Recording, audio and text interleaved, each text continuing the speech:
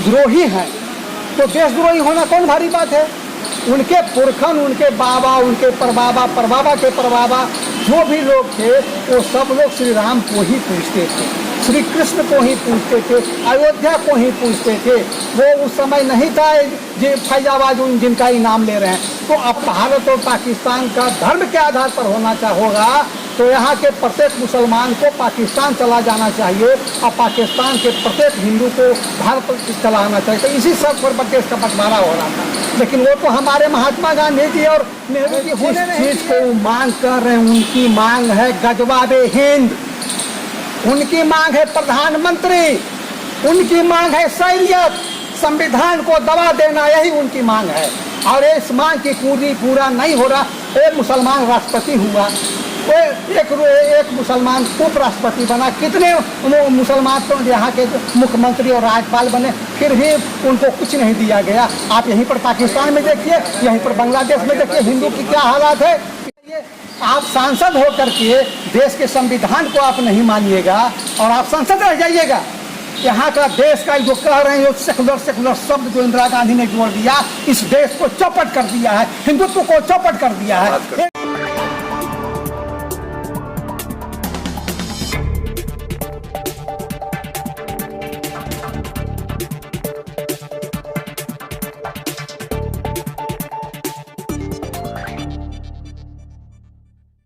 नमस्कार, मैं हूँ सुरेश झा। अब तो डर रहे हैं असदुद्दीन ओवैसी हमारे देश के एक ऐसे नेता हैं जिन्हें हमारे देश का संविधान पसंद नहीं है। वो जब भी कोई बात करते हैं तो समाज में बिखराव की बात करते हैं। कल जब वो अयोध्या पहुंचे थे तो उन्होंने अयोध्या की नगरी को, जो रामचंद्र जी की नगरी है, उसको उन्होंने अयोध्या ना कह के फैजाबाद कह दिया। जब उनके सवाल खड़े किए गए तो उसका जवाब भी दिया।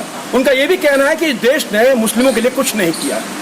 तो क्या ओवैसी साहब को पता नहीं है कि इसी देश की जनता ने उनको चुनकर संसद बनाया है, सांसद बनाया है, उनको संसद भवन में भेजा है। लेकिन आज जिस तरीके से ओवैसी जो कहते हैं वो कहीं ना कहीं समाज में बिखराव की वाली बात कहते हैं। आज इसी विषय पर हमारे साथ बातचीत करने के लिए मौजूद हैं राजनीति विश्लेषक अवधेश कुमार सिंह। आइए इनसे बातचीत करते हैं। असदुद्दीन ओवैसी कहते हैं कि मुसलमानों के लिए कुछ नहीं हुआ इस देश के अंदर। वो तो कहेंगे, और वो इसलिए कहेंगे कि अगर वो अपने ही पुरखन को देखें कि 2 या 3 या 4 कुर्सी ऊपर अगर देखें तो उनका पुरखन भी जो था, उनका जो वंशज भी था, वो ब्राह्मण परिवार में से था। अब अगर ये कुल द्रोही हैं तो देशद्रोही होना कौन भारी बात है। उनके पुरखन, उनके बाबा, उनके परबाबा, परबाबा के परबाबा जो भी लोग थे वो सब लोग श्री राम को ही पूजते थे, श्री कृष्ण को ही पूजते थे, अयोध्या को ही पूजते थे।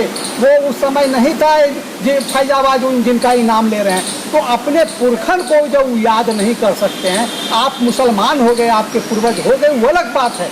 लेकिन फिर इस तरह की नफरत अयोध्या से होना, नफरत राम से होना, यह दुर्भाग्य की बात है। उनकी सोच की कमजोर सोच यह दर्शाता है।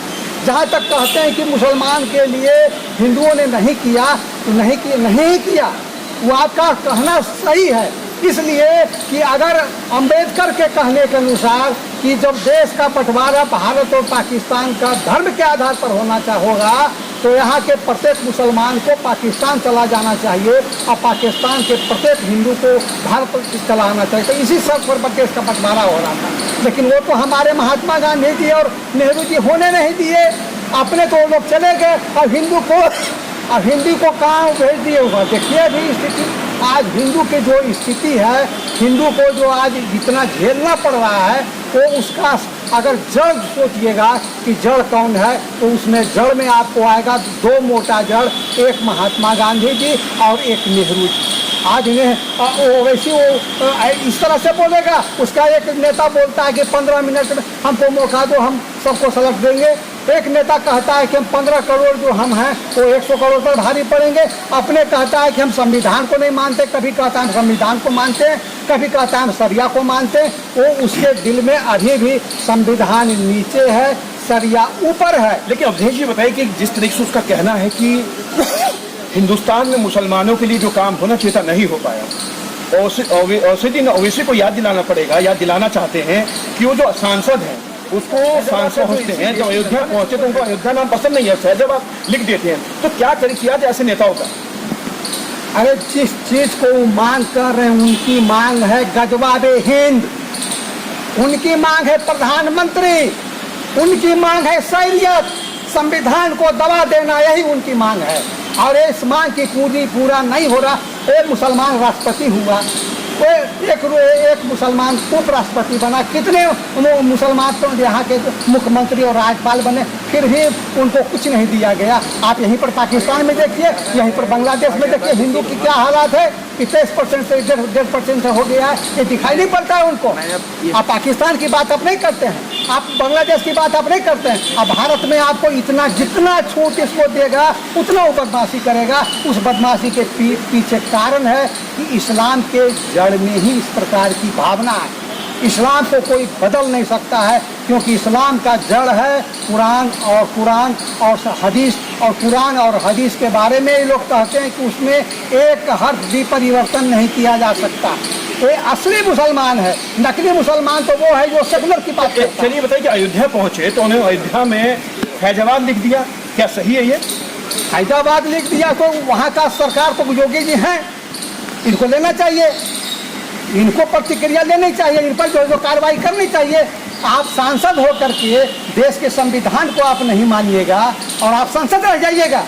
यहाँ का देश का जो कह रहे हैं जो सेकुलर शब्द जो इंदिरा गांधी ने जोड़ दिया, इस देश को चौपट कर दिया है, हिंदुत्व को चौपट कर दिया है। ये जो है सो बहुत बुरी बात है। चलिए साहब, आपका बहुत बहुत धन्यवाद। ये थे राजनीति विश्लेषक अवधेश कुमार सिंह जो हमारे साथ बातचीत कर रहे थे।